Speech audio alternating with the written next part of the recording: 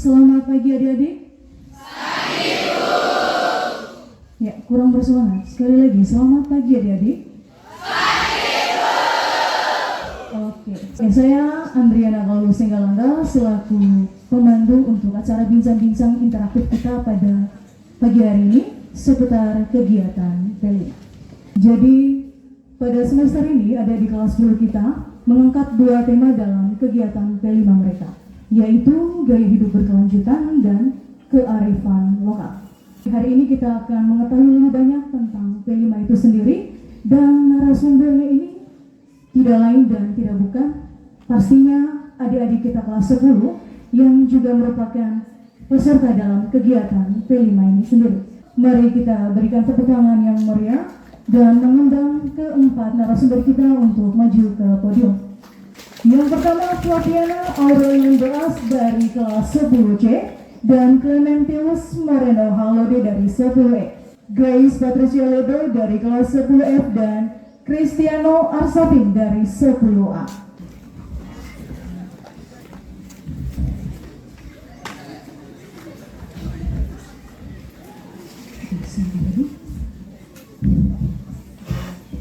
Bagaimana adik? Apa kabar hari ini? Ya, jangan terlalu kaku. Relax saja ya. Jadi ini hanya membagikan apa yang sudah kalian lakukan dalam kegiatan P5 itu sendiri. Oke, baik. Jadi hari ini banyak hal yang mau kami dengar dari adik-adik sekalian yang akan adik-adik bagikan bagi semua yang hadir pada kesempatan kali ini. Dan kami berharap apa yang kami dengar hari ini itu juga bisa menambah wawasan bagi adik-adik kita atau kakak kalian kelas 11, karena mereka masih menggunakan kurikulum K13. Jadi mereka belum memahami P5 itu seperti apa. Oke, baik. Jadi kita langsung saja ke pertanyaan yang pertama. Apa itu kearifan lokal dan apa itu gaya hidup berkelanjutan? Menurut saya, gaya hidup berkelanjutan itu pola hidup atau gaya hidup yang dilakukan oleh seseorang dalam kehidupannya. Dan gaya hidup itu akan memberikan atau akan menentukan dampak yang akan diterima, baik itu dampak negatif ataupun dampak positif. Contoh sederhananya itu seperti penggunaan sampah plastik. Jadi, sampah plastik itu sudah tidak terlepas lagi dalam kehidupan sehari-hari kita. Hampir seluruh aktivitas kita melibatkan yang namanya plastik. Jadi bagaimana cara kita agar meminimalisir agar sampah plastik ini semakin sedikit? Jika dibiarkan sampah plastik ini semakin menumpuk secara terus-menerus, itu akan memberikan dampak negatif yang sangat besar dan dapat menyebabkan kerusakan lingkungan. Jadi cara sederhana yang dapat kita lakukan yaitu dengan mendaur ulang sampah plastik tersebut. Jadi kita dapat mendaur ulang sampah plastik tersebut itu menjadi barang yang baru, dan itu akan memberikan dampak positif yang sangat bagus. Dan dampak positifnya itu kita dapat menjadi lebih kreatif. Saya persilakan kepada Kakak Grace. Mungkin Kakak Grace bisa memberikan sedikit gambaran tentang apa itu kearifan lokal. Jadi dari kegiatan P5 yang telah kami lakukan selama ini dapat saya pahami bahwa kearifan lokal itu sebuah konsep yang mengacu pada pengetahuan, adat, dan tradisi yang turun-menurun diwariskan dari generasi ke generasi dalam ruang lingkup suatu masyarakat. Kearifan lokal ini juga mengacu pada nilai-nilai budaya, norma-norma, dan juga gaya hidup yang unik dan juga khas dari suatu komunitas masyarakat tertentu. Kearifan lokal ini sendiri berfungsi sebagai pemersatu dan juga pembeda antara satu daerah atau suatu kehidupan masyarakat dengan masyarakat yang lain. Jadi dengan kata lain, kearifan lokal atau ciri khas di suatu daerah itu tidak bisa sama dan tidak mungkin sama dengan kearifan lokal dari daerah lain, karena setiap daerah pasti memiliki kebudayaan dan ciri khasnya masing-masing. Sebagai salah satu contoh dari kearifan lokal ini sendiri yang sudah kami terapkan dan kami buat dalam kegiatan P5 kami kali ini, yaitu Retu, yang merupakan salah satu kearifan lokal dari daerah kita, yaitu daerah Manggarai. Oke, bisa memberikan sedikit gambaran kesan mengikuti kegiatan P5 dan manfaat yang dirasakan. Kepada Kakak Fatin dipersilakan.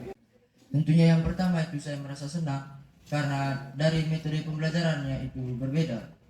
Mengapa demikian? Karena dalam pelaksanaan kegiatan P5 kami bebas untuk bereksplorasi dan menuangkan gagasan-gagasan yang dimiliki oleh siswa-siswi untuk bisa menciptakan suatu produk yang memiliki nilai kebudayaan. Dan yang kedua, dalam kegiatan P5 ini juga kita diajar untuk membangun relasi dan kerjasama dalam suatu kelompok, di mana dalam kelompok tersebut kita bebas untuk berpendapat dan menjalin hubungan kerjasama antar siswa-siswi. Adapun manfaat yang saya ambil dari kegiatan kami, yang pertama dapat mengembangkan ide kreativitas yang dimiliki oleh siswa-siswi untuk bisa menciptakan suatu produk yang memiliki nilai kebudayaan tersebut. Yang kedua, perubahan karakter. Mengapa saya katakan demikian? Contohnya saja dari diri saya sendiri. Saya sebelum mengikuti kegiatan P5, saya dikategorikan orang yang pemalu, yang kurang percaya diri untuk bisa tampil di depan umum. Tetapi setelah mengikuti kegiatan P5, saya lebih percaya diri untuk bisa tampil di depan umum seperti apa yang saya lakukan saat ini. Terima kasih. Oke, baik. Terima kasih juga Bapak Ate yang sudah memberikan sedikit pesan dan apa yang dirasakan, manfaat-manfaat yang dirasakan dalam mengikuti kegiatan P5 ini.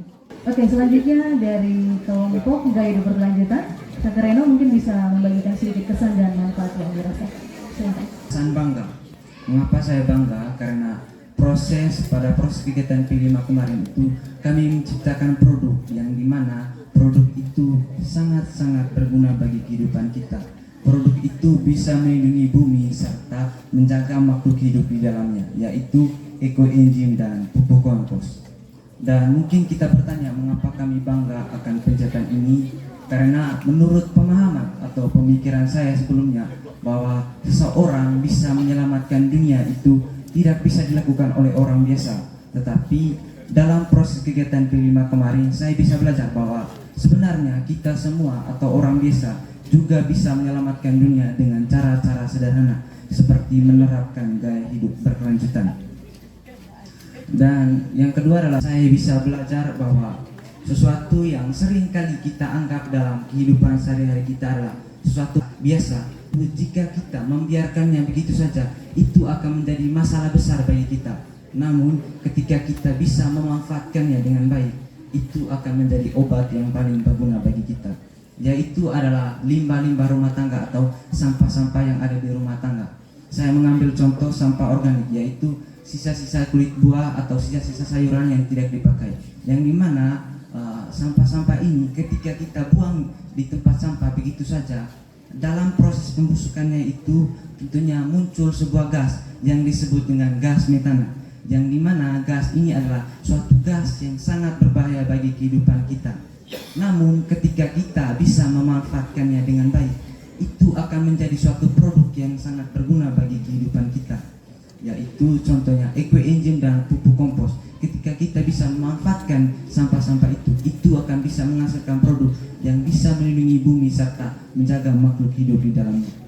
Dan sesuatu yang saya pelajari atau sesuatu yang saya dapatkan dalam kegiatan P5 kemarin itu adalah di mana saya dilatih untuk bertanggung jawab. Karena dalam proses kegiatan P5 itu kami mengerjakan pada kelompok kami itu mengerjakan pupuk kompos dan ekoenzim, di mana kami dilatih untuk bekerja supaya bisa menciptakan produk itu. Dan kedua adalah kami dilatih untuk supaya bisa berkolaborasi atau bekerja sama dengan teman supaya menciptakan suatu produk. Jadi pada akhirnya kami ingin mengajak kita semua bersama-sama menjaga bumi ini dengan menerapkan gaya hidup berkelanjutan. Oke, baik. Semoga dari semua hal yang sudah dibagikan oleh adik-adik kita ini itu bisa membuka pemahaman kita tentang kearifan lokal dan gaya hidup berkelanjutan ini sebenarnya mempunyai hubungan, karena di dalam kearifan lokal itu sendiri ada yang disebut gaya hidup berkelanjutan. Dari semua aktivitas atau kegiatan yang sudah adik-adik lakukan dalam kegiatan P5 itu sendiri, tentunya ada tindak lanjut yang ingin adik-adik terapkan dalam kehidupan sehari-hari. Jadi pada saat ini kami ingin mendengarkan kira-kira apa yang akan adik-adik lakukan atau adik-adik terapkan dalam kehidupan sehari-hari, entah di rumah, di sekolah maupun di masyarakat. Yang pertama itu kami dapat mulai dari lingkungan sekolah dengan membawa bekal dan air minum sendiri dari rumah. Menurut kami dengan membawa bekal dan minuman sendiri dari rumah itu akan mengurangi penggunaan sampah plastik sekali pakai karena kami tidak perlu lagi membeli jajanan di kantin dan tidak perlu lagi membeli air-air kemasan. Yang kedua adalah dapat kami mulai dari lingkungan rumah atau lingkungan masyarakat, yaitu dengan memanfaatkan limbah-limbah rumah tangga, yaitu contohnya kulit-kulit buah atau kulit-kulit sayur, dan itu dapat ditampung dalam wadah besar dan dapat dijadikan ekoenzim atau pupuk kompos. Yang ketiga yaitu mendaur ulang sampah-sampah, mau itu sampah plastik ataupun sampah-sampah lainnya menjadi barang-barang yang baru. Yang keempat yaitu yang seperti sudah diterapkan di SMA Santo Gregorius Reo, yaitu dengan memisahkan sampah-sampah plastik dengan sampah-sampah lainnya. Jadi sampah-sampah plastik ini nanti akan dijadikan ekobrik, dan ekobrik ini dapat diubah lagi menjadi macam-macam benda, yaitu vas bunga, tempat duduk, dan masih banyak lagi. Apa yang akan menjadi tindak lanjut dari adik-adik? Dipersilakan. Untuk tindak lanjut yang ingin saya lakukan ke depannya itu saya rasa harus dimulai dari diri saya sendiri. Jadi saya akan mempelajari dan juga memperdalam pengetahuan di bidang kebudayaan. Dan setelah saya cukup memahami dan mengenal mengenai kebudayaan di daerah kita, dari situlah baru saya bisa membagikan informasi dan pengetahuan kepada orang lain. Tindak lanjut yang kedua, saya ingin seperti mengadakan festival budaya atau pentas seni kecil-kecilan, karena saya rasa ini juga sangat bermanfaat untuk memperkenalkan budaya kita kepada masyarakat luas. Jadi kenapa saya katakan festival kecil-kecilan? Karena menurut saya untuk melestarikan kebudayaan kita itu tidak harus dilakukan atau dimulai dari sesuatu yang besar. Jadi ini bisa kita mulai dari hal yang sederhana dan pastinya tetap bermanfaat dan juga berguna untuk melestarikan kebudayaan kita. Lalu selanjutnya yang ingin saya terapkan yaitu menggunakan dan menerapkan unsur kebudayaan dalam kehidupan sehari-hari. Sebagai salah satu contoh yaitu menggunakan pakaian adat ketika ada acara-acara, dan juga belajar dan juga mengonsumsi masakan khas daerah kita. Karena saya rasa hal ini penting agar kebudayaan di daerah kita itu tidak tergerus oleh perubahan zaman. Lalu yang terakhir yang ingin saya lakukan yaitu memperkenalkan budaya di daerah kita ini kepada orang luar melalui media sosial. Jadi menurut saya media sosial ini adalah salah satu sarana yang baik untuk digunakan untuk memperkenalkan kebudayaan kita kepada orang lain. Karena menurut saya kebudayaan yang ada di daerah kita itu tidak cukup dikenal oleh masyarakat kita sendiri saja, tapi harus dan pantas untuk dikenal oleh masyarakat luar. Karena itu saya mengajak kita semua agar membuka pikiran agar tidak terlalu terpaku dengan zaman sekarang yang penuh dengan hal-hal modern, tetapi tetap juga mengingat dan mempertahankan kebudayaan kita sendiri. Dengan ini selesai sudah sesi pertama kita, itu sharing dari sesi yang luar biasa untuk keempat narasumber kita pada pagi hari ini. Oke, selanjutnya kita beranjak ke sesi berikutnya, yaitu sesi tanya jawab dan tanya jawab saja atau sesi diskusi.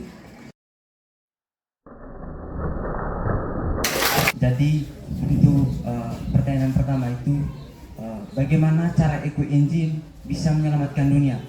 Sesuatu yang kita pahami itu yang mendasar adalah dari mana ekoenzim ini berasal. Dari tadi saya sudah menjelaskan bahwa ekoenzim itu berasal dari bahan-bahan atau limbah-limbah organik. Nah, bahan-bahan atau limbah organik ini ketika kita biarkan saja, dia akan terjadinya proses pembusukan. Sekali lagi, proses pembusukan. Dan dalam proses pembusukannya itu akan memicu adanya sebuah gas yang disebut dengan gas metana. Dan gas metana ini adalah suatu gas yang sangat berbahaya ketika kita membiarkannya. gas metana itu bisa memicu terjadinya pemanasan global. Salah satu contoh dari dampak pemanasan global adalah lapisan ozon menipis. Karena jika lapisan ozon menipis, maka suhu di bumi akan meningkat. Dan yang kedua, selanjutnya saya akan menjelaskan bagaimana cara ekoenzim menyelamatkan dunia. Dan manfaat dari ekoenzim ini juga adalah bisa menjadi pupuk atau bisa menjadi sesuatu yang bisa menyuburkan tanaman. Karena seperti yang kita ketahui bersama bahwa jika dalam suatu lingkungan ada begitu banyak tumbuhan, itu akan memicu udara-udara yang segar. Jadi itu menurut saya bisa menjadi salah satu penyelamat bagi bumi kita. Oke, baik, terima kasih kepada Dr. Pertanyaan dari Kapal Barat. Mengimplementasikan itu di tengah-tengah masyarakat, minimal di lingkungan kalian sendiri, karena kita perlu memperbaiki dan menjaga bumi. Jadi dari kalian itu tadi ya, kearifan lokal, tidak hanya ekoenzim tapi ada juga pembuatan pupuk organik. Itu yang paling penting, karena ke depan pupuk kimia ini sangat-sangat mengganggu kesehatan. Oleh sebab itu mulai dari sekarang saya rasa bukan ya di SMA ini adalah benih, sehingga kamu di tengah masyarakat menjadi masyarakat yang bisa menjaga bumi. Saya rasa itu yang dilakukan juga di lingkungan Polsek, di lingkungan TNI ini, bapak-bapak selalu bergerak. Cuman kita memang harus mengubah paradigma berpikir masyarakat. Nah, ini dimulai dari kalian. Jangan hanya berhenti di 10, 11, 12, sampai kalian kuliah, tetap di tengah-tengah masyarakat, bawa pengetahuan kalian itu. Untuk budaya itu sangat penting sekali, terutama di Manggarai, terutama kelompok kita. Ini kelihatannya budaya sudah hampir-hampir tercabut, ya, sudah tidak diminati lagi oleh anak-anak muda. Ya, dicoba nanti bagus tadi melalui medsos kita memberikan pendidikan kepada masyarakat. Saya rasa itu saja. Ya, sebagai sharing saja, semoga kalian tidak lupa bahwa hari ini adalah tonggak untuk melanjutkan apa yang kalian sudah terima di sekolah ini. Terima kasih. Jadi baik, demikian